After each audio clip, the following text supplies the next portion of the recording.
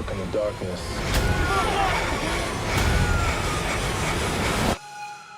You don't gotta let it inside you. You ain't got what it takes for this life here. Donc bonsoir à tous, bienvenue dans cette nouvelle critique. Et non, je déconne.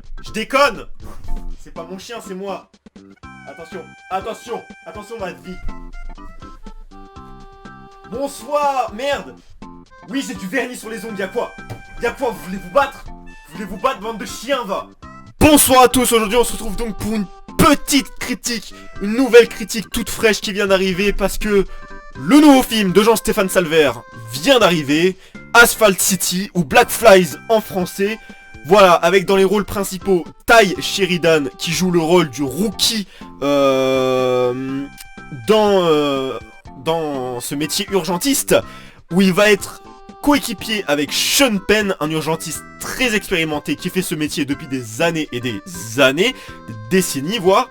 Et du coup Tye Sheridan va jouer ce rookie qui va être pris en plein dans ce métier d'urgentiste, où il va devoir faire face à des situations très dures, très horribles, notamment avec beaucoup de cadavres, beaucoup de sang, de corps, voilà. Donc le film est très brutal.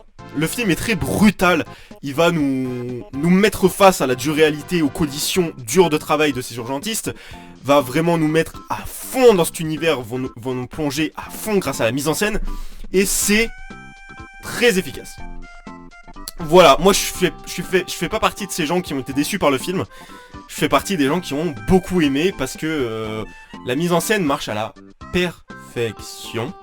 Voilà, on est sur une mise en scène léchée, une mise en scène très forte, qui va nous plonger notamment avec beaucoup de jeux avec le cadre ou les lumières ou des effets de fondu, et notamment aussi avec le son, notamment les Black Flies, d'où le titre en français, que je trouve pour une fois je trouve le titre français mieux que le titre VO. Parce que Asphalt City, bon, c'est cool, mais bon, ça, on ne dit pas plus que ça. Alors que Black Flies, pendant tout le film, va vraiment y avoir cette métaphore autour des mouches noires. Donc le titre Black Flies, si vous parlez pas anglais, vous êtes complètement con. Black Flies, donc les mouches noires, qui sont de signes de mort constamment, qui sentent la mort avant même l'être humain. Et il va beaucoup y avoir cette phrase, il va beaucoup y avoir cette métaphore, et on va beaucoup parler des mouches dans ce film, qui vont tout le temps revenir, et même au niveau du son, on va beaucoup les entendre quand la mort est aux alentours. Et c'est très intéressant parce que du coup, on peut capter qu'il y a un mort avant que les personnages du film le voient, parce qu'on entend ces mouches. Et c'est ça que j'ai trouvé très intéressant, c'est que même le travail au niveau du son est très intéressant, et faut vraiment rien louper dans ce film. Chaque détail compte. On a aussi beaucoup de jeux avec les cadres, beaucoup de jeux avec les plans séquences, notamment dans les scènes de sauvetage, beaucoup de plans séquences dans les scènes de sauvetage, mais aussi des plans séquences à certains passages très précis du film, notamment des passages durs pour nos personnages, notamment des passages durs pour le personnage de Tye Sheridan, qui est le rookie qui va s'en prendre plein la gueule, etc. Et on va beaucoup y avoir des plans séquences pour montrer sa montée en pression, sa montée vers l'énervement. Enfin, il va un peu péter un câble petit à petit pendant tout le film. Et donc on va être confronté à tout ça.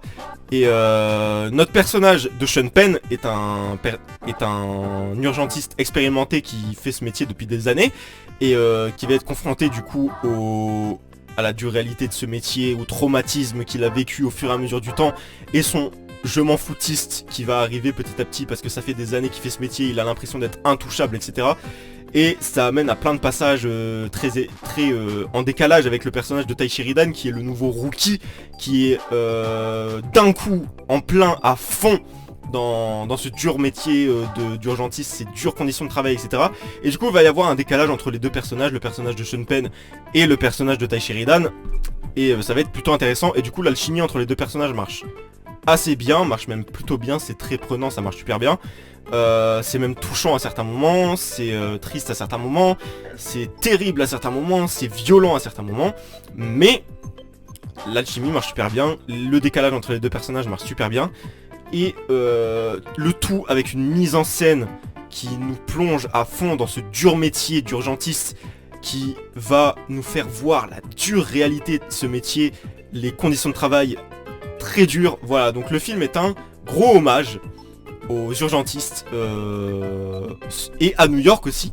C'est aussi un grand hommage à la ville de New York parce que souvent la ville de New York, dans beaucoup de films, on va la voir comme une ville puissante, une ville lumineuse, une ville magnifique, une ville aux 1000 merveilles.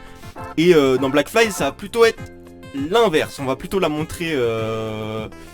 On va aller dans les passages les plus, dans les endroits les plus sales de New York, notamment Brooklyn. Voilà, qui va être principalement l'endroit de ce film. Et on va être constamment dans des endroits sales, des endroits délabrés, des endroits sombres, des endroits fumeux, des endroits vraiment dégueulasses. Et tout dégueu.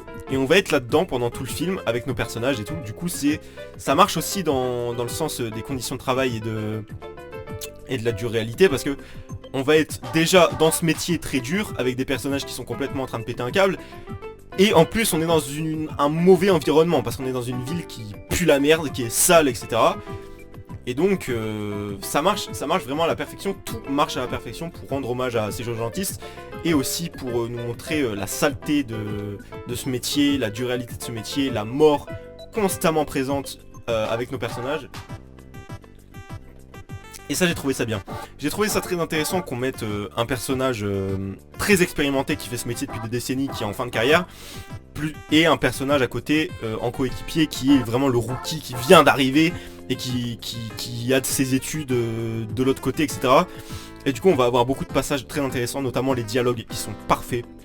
Les dialogues sont très léchés, sont super bien écrits, tout est super bien écrit dans ce film, que ce soit l'histoire, les personnages, l'évolution des personnages, et les dialogues, c'est super, ça marche à la perfection. Et le tout porté par une mise en scène sublime, comme je l'ai déjà dit, et des scènes de sauvetage qui sont géniales.